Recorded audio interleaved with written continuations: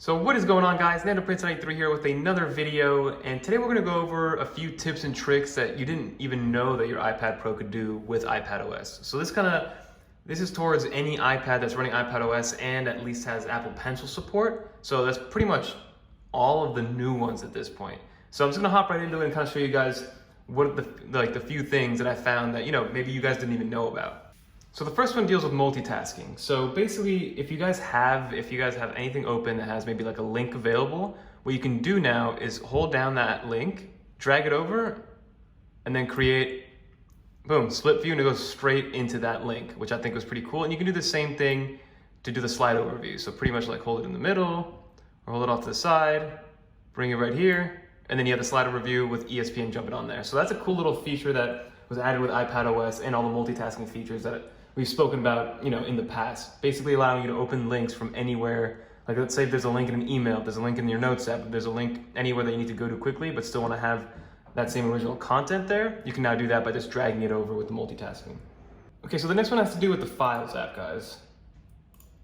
So as you guys know, Files app has been totally redone, but now if you long press anywhere on like the Files screen, you can now scan documents directly into here. So before, scanning documents was available with iPadOS with the original one by clicking on the three dots right here. But if you just want to, if you're like within a folder and you need to add something to, like, let's say, the marriage stuff, I need to scan like an invoice or something, just hold down, scan documents, and then boom, the camera opens up.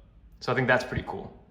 All right, guys, so the next one has to do with Safari in the tab view. So if you open up the tab view here, you guys get to see that there's a bunch of different tabs open, obviously. And again, it goes back into this multitasking thing where you can kind of drag it and bring it over and have that split view of the same app in that instance right then and there.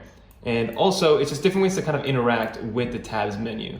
So let's say you have a couple of important ones, you can move these around. So you just hold it down, move it over here. If you want to get rid of them, you just swipe to the left, swipe to the left, swipe to the left. And that's just ways to get rid of the tabs and ways to interact with the tabs on Safari. So I think that's pretty cool and pretty useful.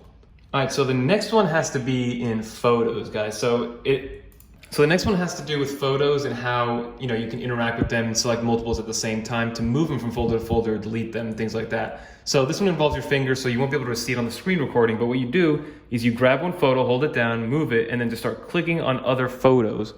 And after you have them here, this is where you can kind of start moving them around, either delete them, move them to an album, move them to a new folder, things like that. So it's just another way for you guys to interact with the photos and how you manage your Photos application and all your photos here on out.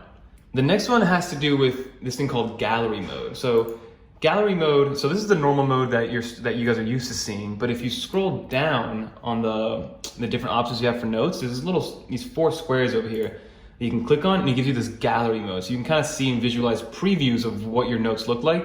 And the best part about it is like, hey, maybe if you can't see it, not only can you, zoom in, but you can also move it with this little bar right here to make them tiny, to make them big. So you can really see, a good preview of what you're looking for. And obviously there is mouse support. So that's gallery view in a nutshell for the Notes app. All right, so another cool one, we're going into the Mail app this time, and again, goes back to that multitasking. People are not using multitasking to its fullest ability because of people just aren't aware of everything that it can do. So another cool thing that you can do with the Notes app is hold down an email and then move it over and have both the emails side by side. So let's say you can open one of them, go to the next one, and boom, now you can kind of play with two different emails, and same thing goes to opening up that third window. So that slide overview. So now you got three emails that you can kind of use the data or whatever you're doing to make sure that you're getting everything you need all in one screen. So multitasking is a beautiful tool, guys. I never ever use a slide overview, but I do use the dual multitasking all the time.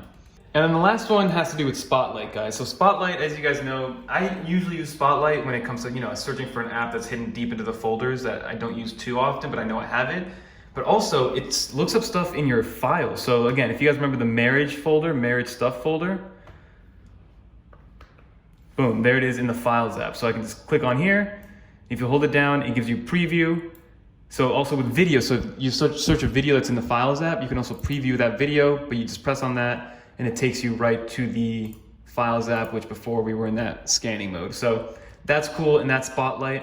And unfortunately, there was one more thing that I wanted to show you guys, but I seem to have misplaced my Apple Pencil and it revolves around that. But it's just the auto minimize feature, which you guys have seen, with with the new toolbar when it comes to taking screenshots. So that's pretty much gonna do for this video. I just wanted to kind of get a video out there about some iPad tips and tricks that maybe you just didn't know about yet. And every single day I'm learning something new that the iPad can do, which I didn't know from before. So my job right here is just to kind of just tell you guys what I found in the long run. So hopefully this helps somebody out. But again, that's gonna be it for the video. Don't forget to like, comment, subscribe. Until next time, peace.